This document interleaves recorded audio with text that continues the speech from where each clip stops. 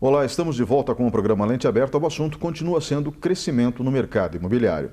Comigo no estúdio da TVE está Carlos Tavarnaro, empresário do setor, diga-se de passagem, uma das lideranças mais expressivas no estado do Paraná, dentro desse segmento, e o que já é de família. A família Tavarnaro, se não me engano, lida com imóveis há quase 50 anos, é isso? Exato, 46 anos completamos agora no mês de julho. Aliás, integrantes da sua família já tiveram, inclusive, uma representatividade muito forte, não só no estado do Paraná, dentro do setor, mas também a nível nacional. Sua mãe, Liliana Tavarnaro, foi presidente de uma das entidades que representa os empresários, é isso? Ela foi presidente do Secov no Paraná e ocupa até hoje uma cadeira em alguns conselhos da cadeia do mercado imobiliário no Brasil. Então, com essa experiência, eu vou aproveitar dessa experiência em prol do público, se você não se incomodar, né? Com essa experiência, eu gostaria de entender um pouco melhor ainda os números do bloco anterior.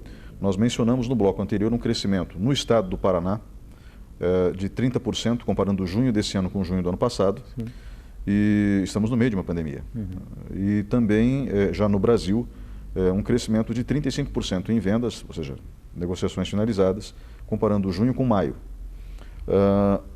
E isso é fantástico. Você explicava no bloco anterior, Carlos, que as pessoas estão revendo a forma como elas vivem, ou seja, elas estão reavaliando a dinâmica delas em relação aos imóveis que elas habitam. Né? Exatamente. Porque as pessoas trabalham muito. A maior parte da nossa jornada a gente passa acordado na empresa, né? Ou seja, no nosso local de trabalho. É muito comum as pessoas conviverem mais com os colegas de trabalho do que com a própria família, em virtude do translado da casa até o trabalho, que em lugares como São Paulo, por exemplo, toma muito tempo. Nesse contexto, as pessoas passando mais tempo em casa, elas perceberam então que elas não estavam morando bem? Foi essa a conclusão que as pessoas chegaram? Até da maneira mais simples possível, da mulher dona de casa perceber os defeitos, né? Porque aqui é difícil de limpar, essa casa me dá muita manutenção, começar a olhar para as trincas da casa, até nessa particularidade, como das necessidades maiores criadas por esse novo modelo de vida. Um dos itens mais procurados hoje, mais identificados nas pesquisas feitas no Brasil, é a necessidade de um cômodo a mais. Então essa é a primeira necessidade do brasileiro nesse novo jeito de viver. Para que o novo cômodo? Ou para os filhos estudarem num ambiente reservado, ou para eu ter um ambiente reservado para home office. Então já é uma realidade. Segundo item mais procurado é por aumentar a área do imóvel. Então, normalmente um filho pequeno está no imóvel, correndo, batendo uma bola ou precisando de mais espaço. As pessoas estão em maior volume dentro de casa, precisam de um espaço maior. Na contramão do que vinha acontecendo nos últimos anos, onde os imóveis estavam encolhendo, né?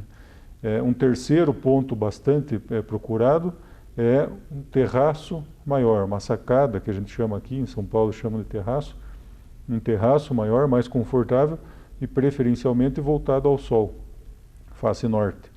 Porque se eu passo o dia inteiro em casa, eu preciso de sol, né? Lá em São Paulo, principalmente, o lockdown foi muito mais, e o isolamento muito mais rigoroso que aqui. Então, as pessoas não saem de casa. Como aqui, a gente vê certa flexibilidade. Eu preciso de sol, até para manter a minha saúde. Então, são itens que começaram a ser mais procurados e são necessidades que eles procuram encontrar nesses novos imóveis. E isso que já está fazendo, desde o final de maio, o mercado movimentar. É esse fator. A impressão que dá ouvindo é que você está falando de imóveis caros, ou seja, imóveis maiores normalmente custam mais. Quando a gente fala de um quintal maior, talvez em Ponta Grossa isso não seja tão problemático, mas em São Paulo significa uma fortuna em dinheiro, porque o metro quadrado em São Paulo é uma fortuna. Estou falando da cidade de São Paulo, particularmente. Sim. Nem todo mundo tem o dinheiro do senhor Safra para ter uma mansão como ele tem em São Paulo, na cidade de São Paulo. Então, como fica como eu posso dizer, caracterização desse tipo de cliente nesse momento que nós estamos vivendo? É só o cliente que tem dinheiro que está fazendo isso, ou pessoas que não têm tanto recurso assim também estão buscando alternativas, e esses imóveis que estão ficando para trás estão sendo negociados com pessoas que acham que aquele jeitinho, aquele imóvel, daquela forma como está, é útil para ele? Atendendo. Exatamente. É muito interessante a tua pergunta, porque identificamos essa necessidade em todas as classes sociais. Não é só no alto padrão, não é só numa classe média alta. Desde eu Minha Casa Minha Vida, e estava conversando com um diretor de uma grande construtora aqui, que produz quase que exclusivamente para Minha Casa Minha Vida, os clientes já mudaram o jeito que chegam, o jeito das perguntas quando chegam num plantão de vendas. Então, as necessidades, desde aquele cliente de baixa renda, já são diferentes. Os imóveis com sacada no Minha Casa Minha Vida, que não são todos que possuem, já estão sendo muito mais valorizados. Quando eu falo em terraço em São Paulo para atender a necessidade desse cliente onde o preço do imóvel térreo com quintal é proibitivo. Então, ele tem que se virar com um terraço ou com uma varanda um pouco maior no próprio apartamento. Aqui em Ponta Grossa a gente já tem acesso a uma facilidade maior. Mas no caso de apartamentos ainda, um apartamento Minha Casa Minha Vida de R$125 mil com sacada, ele já é um atrativo. Eu estou deixando um apartamento sem sacada, mas esse apartamento sem sacada vai ser ocupado por alguém que não estava nem lá ainda, né? Que talvez esteja saindo da casa dos pais, então vai ocupar aquele. Não entendemos que ficarão para trás imóveis que terão pouca liquidez pelas características, porque sempre haverá alguém de uma categoria, vamos dizer, de uma classe social, de uma capacidade de pagamento inferior para ocupar. Até, provavelmente, alguns imóveis serão modificados, terão sua planta modificada. A gente vinha, como eu disse, numa tendência de enxugar os imóveis, ou muitas vezes a gente vê isso num padrão médio mais alto, de um apartamento de 3 quartos eu deixo com 2 e aumento a sala. Agora, de repente, aquele terceiro quarto passou a ser necessário. Então, ele vai continuar ou eu vou fechar novamente aquela parede para ele continuar com 3 quartos. Então, desde a primeira classe, a classe do Minha Casa Minha Vida, ou está havendo essa necessidade de mudança. Uhum. Dentro dessa movimentação toda, como que vocês estão trabalhando? Porque eu acho que essa é uma pergunta que as pessoas têm em casa.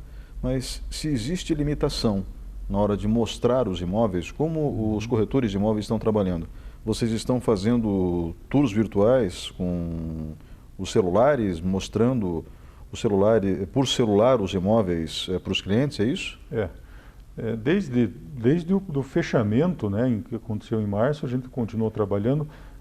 O setor da administração de imóveis não pode parar, ele até deveria ser enquadrado com um desses setores necessários, né? Mas continuamos trabalhando em home office e especificamente a questão da divulgação dos imóveis feita utilizando todos os recursos de tecnologia que são disponíveis no mercado. Desde um tour virtual já pré-executado de forma toda informatizada, com renderizações de imóveis que ainda não estão prontos, ou as fotos transformadas em 360 graus, onde você pode visualizar como se estivesse dentro do imóvel, até uma visita de um corretor usando um smartphone totalmente acessível, utilizando o WhatsApp ou o FaceTime e conversando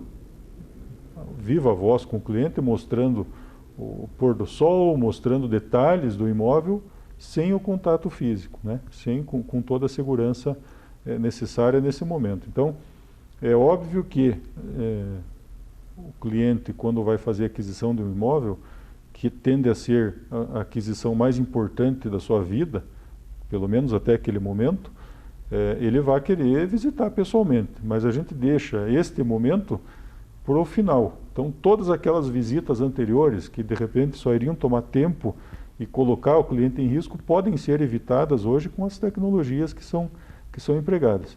Se o cliente ainda preferir, ele faz a jornada inteira de locação ou de venda de forma digital. Já fizemos para clientes que estavam fora, desde o primeiro contato através de um portal de divulgação de imóveis até a assinatura do contrato, totalmente de forma virtual, e o cliente recebeu a chave no dia que ele chegou com a mudança na portaria do prédio.